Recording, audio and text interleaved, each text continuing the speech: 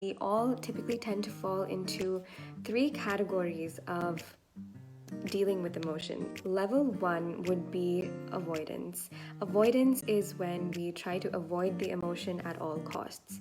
We get triggered and we immediately change our attention and turn to something so that we don't have to feel what we are feeling. This can be by excessive working, this can be by listening to music, calling a friend, going shopping.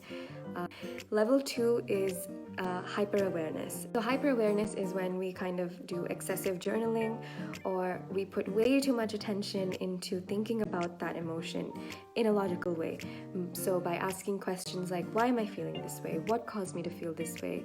What do I do now? Where do I go from here? Drawing graphs and diagrams. It's kind of stepping away from the body and the sensation in the body and trying to approach that emotion via the mind. Level three, the most mature way and the most difficult way, in my opinion, is emotional dissolution, an approach where you sit with the emotion.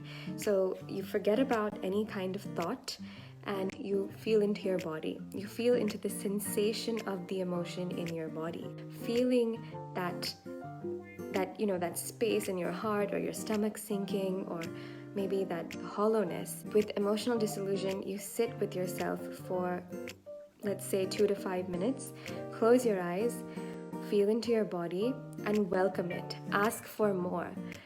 It can feel like death. It can feel like the worst thing ever, because why would you want to feel that negative emotion? But as you close your eyes and welcome that sensation, you'll notice something happening within you.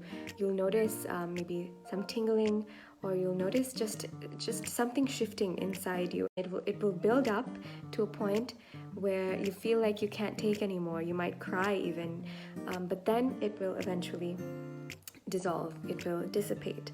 So when that dissipates, that's when the realization occurs that that emotion is not you. That emotion is simply a physiological response to a trigger or a bad experience. And so once that dissolves, you are no longer afraid and you no longer go through life trying to avoid that fear that you had.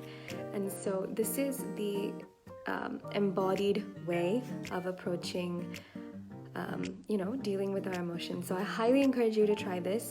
I know it sounds kind of crazy, but if you actually try it, I promise you, you will feel what it feels like for that emotion to go through you and then eventually leave you.